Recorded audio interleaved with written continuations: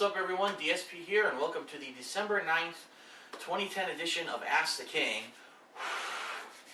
And you have to pardon me for a couple reasons. First of all, it is extremely cold here in Connecticut, below freezing, and it's so cold that this is actually the first day this year, well, this winter, well, it's not even winter, this season that I've had to turn on the heat. So I actually have an electric heater, electric heat in the condo, which means that when you turn it on for the first time, typically it smells like shit. And I don't think it's going to be much of an exception. It's probably going to be pretty stinky. So if you see me kind of going like this with my nose or like this, probably because there's a stinky smell going on right now. At least for the first day, usually it does that. The other thing is, I've actually been expecting a delivery all day today, and it's now 2 in the afternoon. I still don't have it. They have to deliver by 5. I tried to hold off making this video so I wouldn't be interrupted, but I didn't want to have it go all day, so I'm going to start, and if the phone rings or if we get interrupted, we hear a knock at the door or whatever, we'll just have to stop. In fact, that reminds me, let me open my door here so I can hear if there is a knock. Because the other day, funny story, the other day, there actually was a delivery here, and they knocked, and I was in the bathroom, and I heard it, and I was like, oh crap, but I couldn't get there in time. By the time I got out there, they had already left that sticker that says, oh, we're coming back.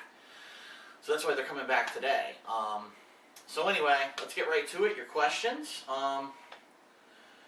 The first question is from Broly Nick. That's why I couldn't understand it, because it's all one word. Broly Nick. His question is, what's up, Phil? Do your parents know that you are this big on YouTube, and if so, do they ever watch your videos? Thanks. First of all, I don't know what you mean by this big, meaning like, honestly, if you really look at the biggest channels on YouTube, I'm not really as big as them. What it seems to me is those channels are like, for example, Ray William Johnson. You don't have someone who's like a hardcore Ray William Johnson fan. What you have are like people who saw one of his videos, thought he was funny, subscribed, and every once in a while they go back and check. And then by word of mouth, other people subscribe. To me, it seems like at least my fan base seems a lot more into what I do, meaning they come back, they watch the full playthroughs of 30, 40 videos, they participate on the website and things like that. So I would say, yeah, when you say big on YouTube, I don't necessarily want it to seem like I think I'm one of the biggest people on YouTube. I don't think by any means I am. I just think that I found a way to have a more dedicated fan base than a lot of the other people out there on YouTube. But anyway, to answer the question about my parents, yes, my parents know what I do on YouTube. Yes, at least my father does watch some of my videos on the TKOHHD channel. He's not interested in video games that much. He doesn't watch any of the video game playthroughs or anything like that. But even he's fascinated, you know, looking on YouTube and seeing all the videos that I put out, that other people have put out in response to my stuff, and he's just like blown away that I was able to turn playing video games and recording that and doing that kind of comedy into basically a full-time job, which is what it is right now. So yeah, but my parents know. They're happy, they're just a little nervous, because obviously, as everyone said, and as I know, this is not something that is like steady. I'm not on a salary, you know what I mean? I have to pay for my own health insurance, which I am paying for right now, and it's insanely expensive to get your own health insurance when you're self-employed like I am. And yeah, it's nerve-wracking to say the least, because well, it's a medium where tomorrow YouTube could go out of business, or tomorrow YouTube could just ban my channels for any freaking reason, and it's in their rules that they're able to do that, and you know, it makes you nervous. Like, damn, then I have no income, you know. So it's like, is it worth it to do this for a while? I think it is. I think this is interesting. This is a good, interesting part of my life where I can try to do something completely different from the norm and from what everyone else is doing, and see if I can make it work.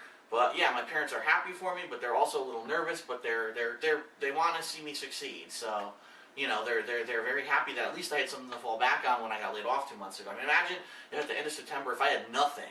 I had no job, no lined up, no hobby, nothing to do. I would have been, who knows where I could have ended up. So yes, they're aware and they're happy with what I'm doing. That at least there's some success there, and that, you know, at least for the short term now, I'm able to do this and support myself rather than worry about, what am I going to do with the condo and all that if I can't afford it. So okay, the next question is from Fozy from the website, and she says, Dear DSP, something I've always wondered is, what do you do when you see an endangered animal that is eating an endangered plant? Well, that's a simple answer, because as everyone knows, endangered things are the most delicious of all. So I would just immediately eat them both, and bon appetit. Next question comes from, holy crap, this is a long one. I'm going to try to consolidate it because I know what he was saying. This is from JC15 YouTube. And let me consolidate what he's saying. Basically, he says, have you seen that Little Big Planet 2 is coming out and all the improvements that they've made to the game? Do you think that you may do co-op with Rambo and Howard? And the answer is yeah, I might. It depends. We'll have to see. If it's two-player on-screen co-op, John or someone, someone might want to come and play it with me. But now, he basically wants to bring up some of the points that I said about Little Big Planet 1 a long time ago. This is 2 years ago, and he says, to prove that you were wrong, when you said no one wants to create their own levels, which is a comment I did make about Little Big Planet 1, he says, in the end of the year gaming schedule vid, well, do you realize that there is now over 3 million levels created on the Little Big Planet community? And he gives a link. Not only are there 3 million user-created levels, the game has also sold over 3 million copies. So when you said not many people bought the game, that was also false. I have to say the only thing that was true is that you said about Little Big Planet is that it didn't sell as well as people originally thought it would, but the game still ended up doing well. Alright, so let's address this issue. First of all, what I said about Little Big Planet 1 was that it was the most overhyped game of 2008. I still stand by that statement. Now, why am I saying that? Well, if you go back and you look at the gaming media for 2008, okay, all they did that year, very similar to ODST in 2009, all they did that year was shove Little Big Planet down your throat, saying, it's the most revolutionary game of the year, it's the best game of the year, it's got the most content, it's the most highly valued game, it's going to change the way that we play games, it's going to revolutionize everything, right? And then when most people got the game, first of all, not a lot of people bought the game. And the reason that not a lot of people initially bought the game was because the game looked way too kiddie, okay? It had a sack boy, it was a stuffed animal running around jumping, doing platforming. And it was nothing to appeal to the hardcore gamer. It was more looked like a basic platformer, okay? The people that did get it, their main comment was, well, this is a good, I mean, the game had a campaign.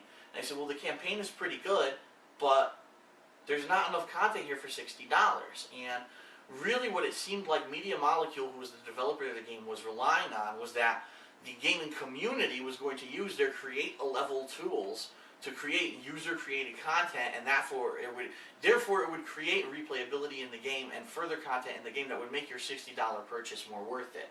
Now let me ask you a question. When you spend $60, do you expect to have to wait 2 years to actually get the value out of your money? Because I don't know about you, but when I buy Call of Duty, I expect Call of Duty to work on the day that I bought it. Which means I'm going to be able to play the campaign, I'm going to have outstanding online play, I'm going to have additional game modes, and there's going to be enough content to warrant my $60. That didn't happen with Little Big Planet. With Little Big Planet, what happened was most people bought the game that fall and said, this game sucks because it doesn't have enough content now. Now sure, in 10 months, when people who for whatever reason kept playing the game non-stop and fell in love with the level editor, started really making original game levels, then the game was worth it. But the bottom line is when the game first came out, anything that was really interesting, for example, someone made a Super Mario Brothers level, got banned because they said, oh, well, that's too reminiscent of Super Mario Brothers. Well, what did you expect? You have a create-a-level game. Of course people are going to try to make their levels from their favorite games. Why not have a Zelda level? Why not have levels that look like other stuff? And they were banning it from the server, saying it's not even allowed. So it was kind of like, it was counterintuitive. They were saying, all right, here's the tools to turn our game into something else, but if you make it look too much like anything else, we're banning it. And it was like, well, then what the hell did I spend $60 for? So, if you were going to ask me at the time, yeah, I think at the time when Little Big Planet was released, it was a letdown. It was very overhyped by the gaming media, because basically all it was a platformer. It was a platformer game. And to be completely honest, the controls weren't even that good. Some of the jumping was iffy. Sometimes the jumps were delayed, which is bullshit. Why are jumps delayed in a platformer? I mean, give me a break. That's like the one thing that should not be delayed. And it had some problems, and therefore I thought it was the most overhyped game of the year. I was so relieved when I beat it, I didn't have to play it again. I just didn't want to play it again. I had played some of the user-created levels online. I didn't record that footage, but I didn't think they were very good. And, that was 2-3 weeks into release. Now, I'm sure 2 full years later, I'm sure there's amazing user-created levels, but the bottom line is, the world moves on. The world doesn't sit and wait for this game to develop itself or for a user-created community to develop itself. So, you want to know what my real opinion about Little Big Planet 2 is? Here's my opinion. It's going to come out I'm probably going to beat it or do a co-op playthrough with Rambo, and I'm going to say this game sucks. Because on release, the game's not going to have the content that it needs. Now, over the course of 2 more years, I'm sure the users, I've even heard that already the users are finding a way to turn the game into a first-person shooter style game, a third-person adventure style game, that they've given you the tools to do that. That's all well and dandy. But when I give you my $60, I want that content now. Because I have a life, I have other things to do. There's other games coming out, there's other things that are going to take priority. I can't sit and wait, Media Molecule, for your game to develop itself. That's the problem with this business model and this type of game, this user-created type of game. It doesn't work for the present term, the short term.